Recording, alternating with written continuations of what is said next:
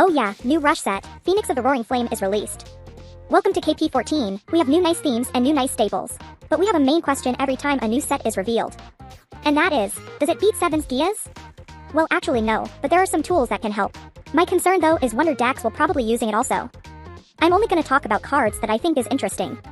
So let's start with Strange Spectre of Celestial Starts, which has the effect to recover Celestial Severance. Give more chance to accurate mills also. The card is similar to Slot Machine Peachy 7, but now we have a new toss coin target.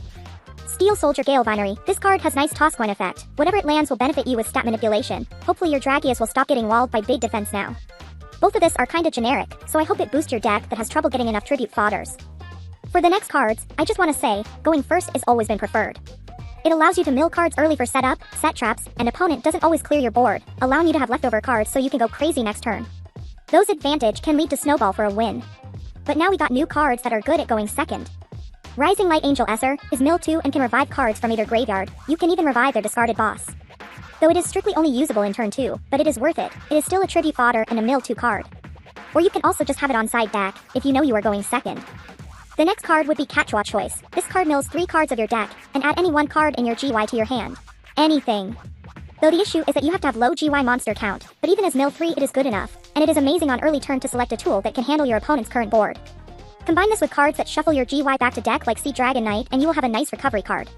Can even recover Monster Reborn.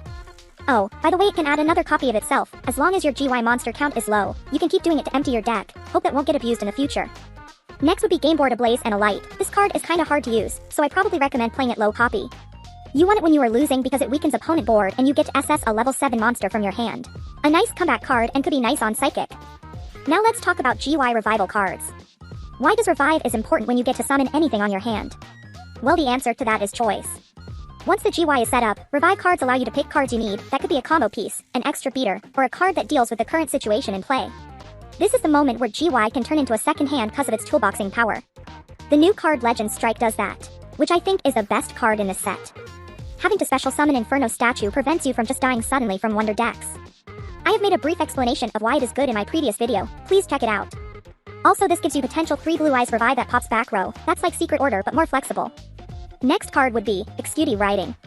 You can activate when opponent summons a monster, you get to do a revive, and weakens your opponent in the process.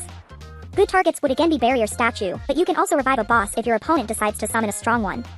Though the issue for this card is, your board might be filled so you cannot activate. Though if you use Dark Hole, they will open the space for you and their push for offense will be invalidated in the process. Now for the interesting monsters. All-Seeing Harvey has the ability to peek on face downs, but it comes with extra effect of destroying if it has 1500 def. That's basically most relevant high level in a game, it beats the popular high def ones like Lurker also.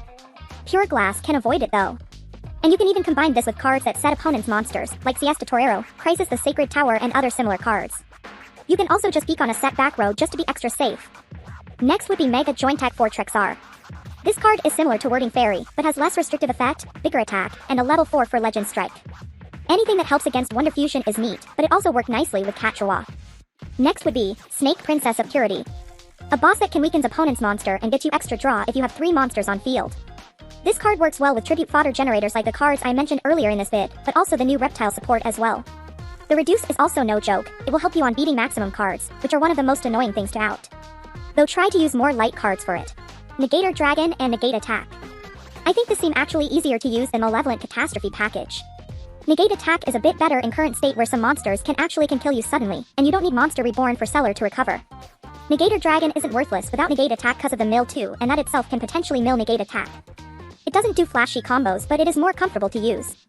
Can combo with Bluetooth, or just do high damage against their weakened monster. Other cards that might potential, but I don't like it currently.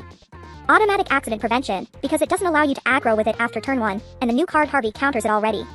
And there's also a Musi Annoyance, which is similar to Trad Tax. But I prefer the latter, just cause 2 discard is better than 1. The burn damage is cute though, if that was the main focus you are trying to build upon. Well that's it for individual cards. But that's not all, this video has a part 2. Because I want to talk about the themes and decks also. Have fun with Inferno Statue Turbo Meta. First one to get Inferno Statue, locks the other from Legend Strike and Wonder Fusion. So yeah, that's all for now, now get lost.